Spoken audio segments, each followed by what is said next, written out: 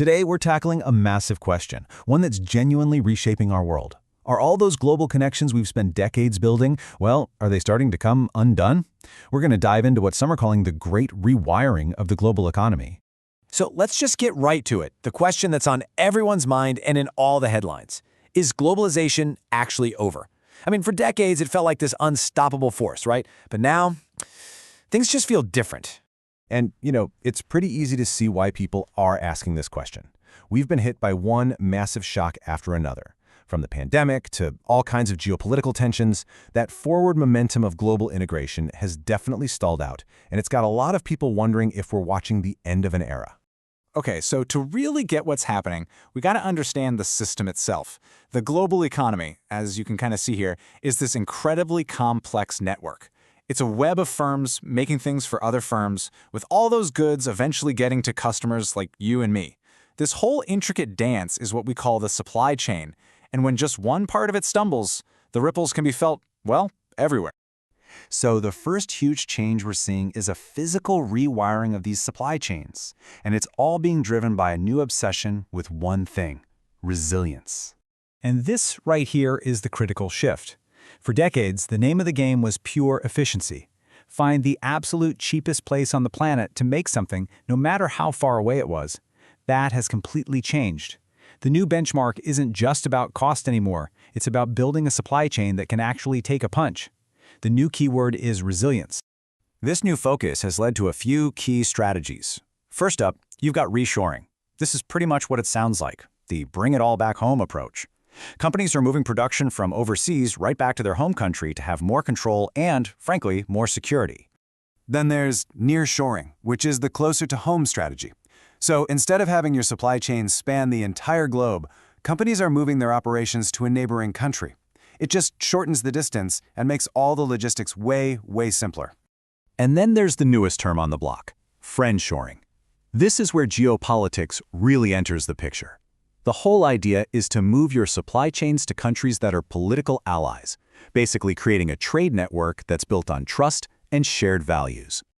Now, if we stop right there, you'd probably think the world is just breaking apart into these separate regional blocks. But that is only half the story. While our physical world seems to be shrinking, something else is happening at the very same time.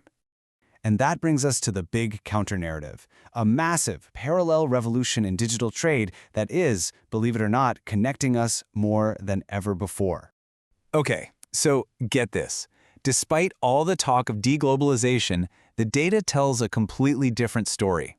A recent survey found that a staggering 2/3 of businesses, that's 66%, are actually planning to expand into other countries in the next 2 years. So what on earth is going on? The answer, in 2 words, is digital exports. The internet has fundamentally rewritten the rules of the game. And we're not just talking about selling software or services online. We're also talking about selling physical things through digital storefronts to literally anyone, anywhere in the world. And this whole boom is being pulled along by us, by consumer demand. People are more comfortable than ever buying stuff from other countries. 68% of us are open to buying physical goods from abroad, and 59% feel the same about digital services. The global marketplace is right at our fingertips, and we are absolutely using it.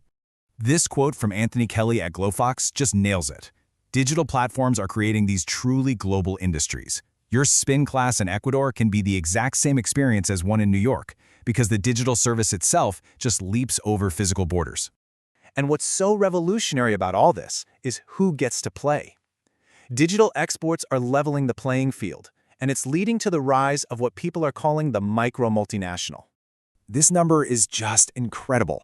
81% of sole proprietors, we're talking one-person businesses, now sell to more than one country. And get this, 18% of them sell to over 11 different countries. Think about that. A single person can now run a global business from their laptop. This is totally democratizing global trade, letting small-scale creators compete on a stage that was once just for the corporate giants. So, okay, we have these 2 powerful trends that seem to completely contradict each other. One is pulling our physical supply chains closer to home, while the other is stretching our digital reach farther than ever. What do we even call this new world we're in? Well, the term that's starting to stick is reglobalization. Let's be really clear. Reglobalization is not the end of globalization. It's the next evolution. It's globalization 2.0. It's a much more complex, more nuanced reality where we're building these resilient regional supply chains, but we're also chasing global connections through all these new digital routes. It's all about adapting to a more fragmented world, not running away from it. And you can actually see this new map of trade being drawn right here. Traditionally, U.S. exports were super concentrated on its neighbors, Canada and Mexico, and of course China. But now, look at the digital routes. They are way more diversified, reaching out to places like the UK, Australia, and Germany. Digital trade is forging completely new connections. And all this physical rewiring is creating new economic hotspots all over the world. Countries like Mexico are becoming manufacturing powerhouses. The Dominican Republic and Panama are popping up as critical logistics hubs for the Americas. And over in Africa, nations like Nigeria and Morocco are becoming really key players in this new global economy. So how does a business actually do this? I mean, it's a monumental undertaking. First, they have to map out their entire current system, every single link in the chain. Then, they have to make the huge strategic decision to move a core manufacturing anchor. After that, they have to redesign their entire inbound supply chain to feed that new spot. And finally, they have to figure out the best way to get their finished products out to customers. It is a complete and total overhaul.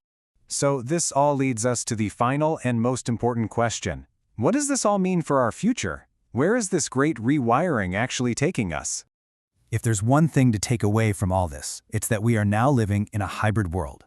It is not a simple story of globalization being on or off. Instead, we have these two systems running at the same time. Increasingly regional supply chains for our physical stuff, coexisting with a totally borderless, hyper-connected digital economy. We're moving away from that one-size-fits-all globalization of the past towards something way more complex and, just maybe, more stable. And that leaves us with one last thought. This rewiring isn't something that's going to happen in the future. It is happening right now. The choices being made today by governments and businesses are actively shaping the world of tomorrow. So the question for all of us is, in this new age of reglobalization, are we building stronger bridges or are we building higher walls?